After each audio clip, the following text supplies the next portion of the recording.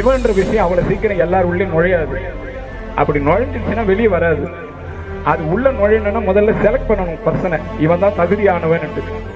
அப்படி தகுதி இருந்தா மட்டும்தான் சிவத்தை கும்பிட முடியும், இல்லைன்னா மற்றதெல்லாம் கும்பிடலாம். அந்த சிவத்தை கும்பிடுறதுக்குன்னு ஒரு தகுதி வேணும்.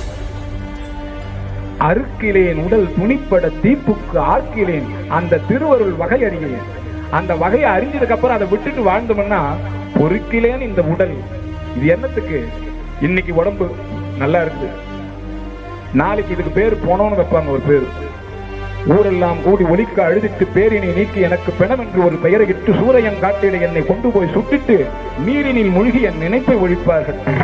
இவ்வளவுதான் வாழ்க்கை. இன்னைக்குதான் சிவதாமோதர ஐயா அப்படி இப்படி சாமி நீங்க அவ்வளவு பேர் எல்லாம் இருக்கு. நாளைக்கு போனோம்னு ஒரு பேரை வச்சு அடக்கம் பண்ணிட்டு என்ன பண்ண முடிஞ்சிட வேண்டியதுதான்.